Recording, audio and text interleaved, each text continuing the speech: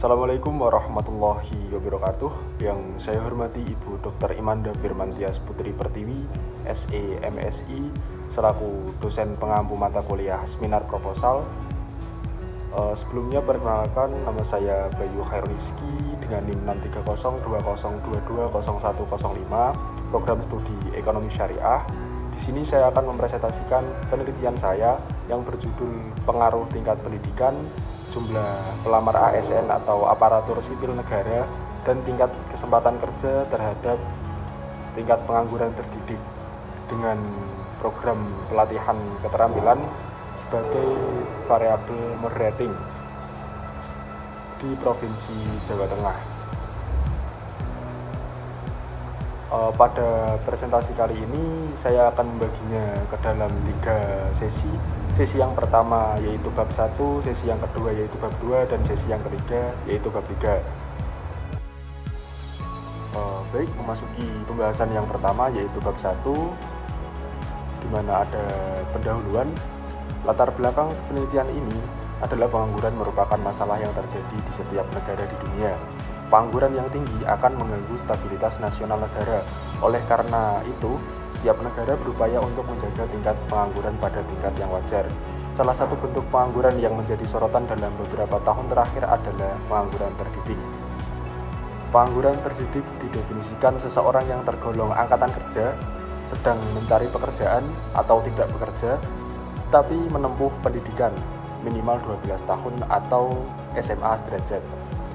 Beberapa faktor yang mempengaruhi pengangguran terdidik adalah tingkat pendidikan, jumlah pelamar ASN, dan tingkat kesempatan kerja. Penelitian ini bertujuan menganalisis pengaruh ketiga faktor tersebut terhadap tingkat pengangguran terdidik, serta peran program pelatihan keterampilan dalam memperkuat hubungan di antaranya. Baik, untuk yang selanjutnya yaitu isu. Isu dari penelitian ini mengangkat isu ketidaksesuaian keterampilan lulusan pendidikan menengah dan tinggi seringkali tidak memiliki keterampilan yang sesuai dengan kebutuhan industri dan tingkat kesempatan kerja di Jawa Tengah. Kemudian, sikap selektif yang dimiliki tenaga kerja terdidik dalam memilih pekerjaan yang sesuai dengan minat dan passion, sehingga seringkali tenaga kerja terdidik merasa tidak cocok untuk bekerja di suatu perusahaan dan lebih memilih untuk menganggur sementara waktu hingga memperoleh pekerjaan yang sesuai. Selain itu, fenomena meningkatnya jumlah pelamar pada seleksi ASN setiap tahunnya menunjukkan bahwa sektor pemerintahan masih menjadi pilihan utama bagi banyak lulusan pendidikan tinggi. Penelitian ini berupaya memahami bagaimana faktor-faktor tersebut mempengaruhi tingkat pengangguran terdidik. Untuk yang selanjutnya adalah fenomena, di mana ada fenomena umum dan juga fenomena khusus. Yang pertama adalah fenomena umum. Fenomena umum yang diangkat dalam penelitian ini adalah tingkat pengangguran terdidik di Jawa Tengah akibat terbatasnya tingkat kesempatan kerja. Jumlah pelamar ASN terus meningkat dan program pelatihan keterampilan yang diselenggarakan oleh pemerintah yang bertujuan untuk menjembatani kesenjangan antara pendidikan formal dan kebutuhan pasar kerja. Namun, efektivitasnya dalam mengurangi pengangguran terdidik masih perlu diteliti. Kemudian yang selanjutnya yaitu fenomena khusus. Di Provinsi Jawa Tengah, pengangguran terdidik juga menjadi isu yang perlu mendapatkan perhatian, khususnya meskipun tingkat pengangguran terbuka di Provinsi Jawa Tengah menunjukkan tren penurunan, pengangguran di kalangan lulusan pendidikan menengah dan tinggi masih cukup tinggi. Data BPS menunjukkan bahwa tingkat pengangguran terbuka atau TPT cenderung lebih tinggi pada lulusan dengan tingkat pendidikan menengah dan tinggi. Per Januari 2025 dipaparkan bahwa jumlah pengangguran terdidik menurut tingkat pendidikan tingkat menengah tahun 2022 sekitar 7,83 dan tahun 2023 sekitar 8,53. Sementara tingkat tinggi tahun 2022 sekitar 3,76 dan tahun 2023 sekitar 5,49, di mana dalam data tersebut terus menunjukkan peningkatan. Fenomena khusus yang diangkat dalam penelitian ini adalah bagaimana tingkat pendidikan, jumlah pelamar ASN, dan tingkat kesempatan kerja secara spesifik mempengaruhi tingkat pengangguran terdidik di Jawa Tengah. Yang selanjutnya adalah rumusan masalah, di mana yang pertama, apakah tingkat pendidikan berpengaruh terhadap tingkat pengangguran terdidik di Provinsi Jawa Tengah? Yang kedua, apakah jumlah pelamar ASN berpengaruh terhadap tingkat pengangguran terdidik di Provinsi Jawa Tengah? Yang ketiga, apakah tingkat kesempatan kerja berpengaruh terhadap tingkat pengangguran terdidik di Provinsi Jawa Tengah? Kemudian yang keempat, apakah program pelatihan keterampilan memoderasi pengaruh tingkat pendidikan terhadap tingkat pengangguran terdidik? Kemudian, apakah program pelatihan keterampilan memoderasi pengaruh jumlah pelamar ASN terhadap tingkat pengangguran terdidik? Dan yang terakhir, apakah program pelatihan keterampilan memoderasi pengaruh tingkat kesempatan kerja terhadap tingkat pengangguran terdidik? Selanjutnya yaitu tujuan penelitian. Yang pertama, untuk mengetahui pengaruh tingkat pendidikan terhadap tingkat pengangguran terdidik di Provinsi Jawa Tengah. Yang kedua, untuk mengetahui pengaruh jumlah pelamar ASN terhadap tingkat pengangguran terdidik di Provinsi Jawa Tengah.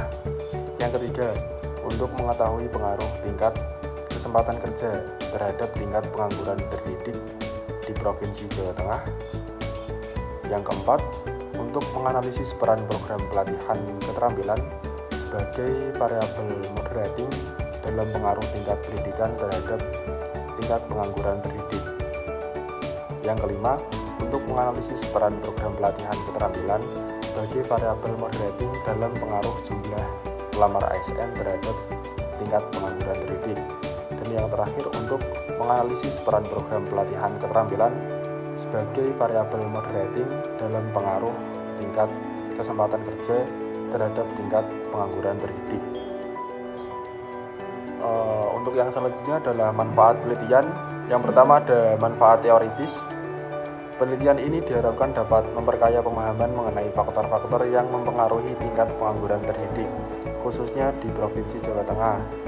Dengan meneliti pengaruh tingkat pendidikan, jumlah pelamar ASN, dan ketersediaan lapangan kerja, selain itu penelitian ini juga memberikan kontribusi terhadap pengembangan teori terkait dengan peran program pelatihan keterampilan sebagai variabel moderating yang dapat mempengaruhi hubungan antara faktor-faktor tersebut dan tingkat pengangguran terdidik. Kemudian yang selanjutnya adalah manfaat praktis. Di sini ada manfaat bagi pemerintah, bagi lembaga pendidikan dan perguruan tinggi, bagi penulis, dan bagi masyarakat. Selanjutnya kita masuk ke sesi yang kedua, di mana menjelaskan mengenai bab 2. Yang pertama ada grand theory. Pada penelitian ini menggunakan dua grand theory. Yang pertama, teori pasar tenaga kerja atau labor market theory. Penelitian ini menggunakan teori pasar tenaga kerja atau labor market theory sebagai grand theory. Teori ini menjelaskan bahwa bentuk kegiatan dan tindakan yang mempertemukan antara para pencari kerja atau penyedia tenaga kerja dengan ketersediaan lapangan kerja. Teori pasar tenaga kerja membantu menjelaskan bagaimana profesi terhadap sektor formal, ketidaksesuaian keterampilan dan harapan upah berkontribusi terhadap pengangguran terdidik. Intervensi seperti program pelatihan keterampilan perlu dirancang dengan mempertimbangkan dinamika pasar tenaga kerja untuk mengurangi pengangguran di kalangan lulusan pendidikan tinggi. Kemudian teori yang kedua yaitu teori modal manusia atau human capital theory. Penelitian ini menggunakan teori modal manusia atau human capital theory sebagai grand theory. Teori ini menjelaskan bahwa usaha individu untuk berinvestasi pada dirinya sendiri dengan harapan dapat meningkatkan tingkat konsumsi di masa depan. Investasi berupa investasi human capital, bidang pendidikan dan kesehatan.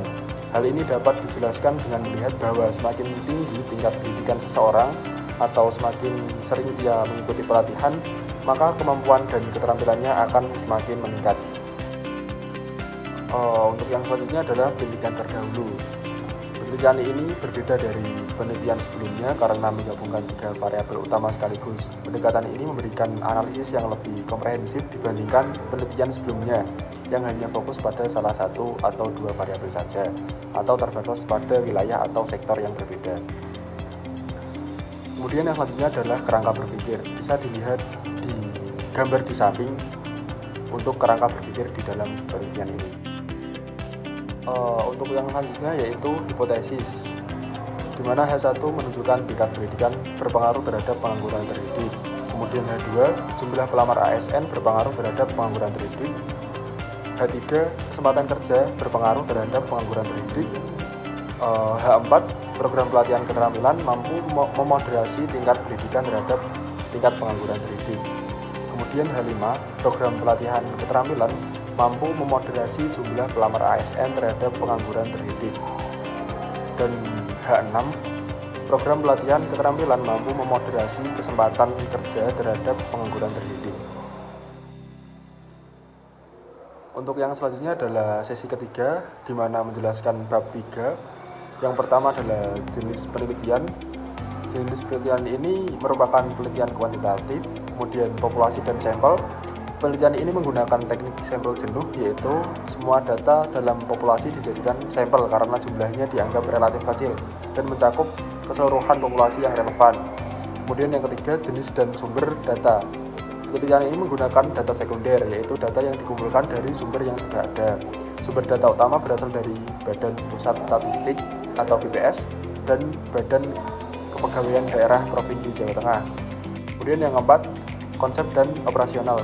Secara operasional, data yang digunakan melibatkan persentase pengangguran lulusan SMA atau SMK dan pengangguran tinggi D1, D3, atau S1 terhadap total angkatan kerja terdidik, jumlah pendaftar ASN, jumlah pendudukan yang bekerja terhadap total angkatan kerja, dan melalui keikutsertaan angkatan kerja atau lulusan pendidikan formal dalam program pelatihan yang diselenggarakan oleh pemerintah, lembaga swasta, atau institusi lain di Jawa Tengah. Kemudian yang kelima, teknik analisis data menggunakan data statistik deskriptif, uji stasionaritas, uji asumsi klasik, uji normalitas, uji multikolinialitas, uji heteroskedastisitas, dan uji autokorelasi, uji statistik, uji signifikansi parameter atau uji T, uji signifikansi simultan atau uji F, dan koefisien determinan. Sekian presentasi yang dapat saya sampaikan. Mohon maaf jika ada kesalahan dan kekurangan dalam penyampaian materi. Terima kasih atas perhatiannya. Wassalamualaikum warahmatullahi wabarakatuh.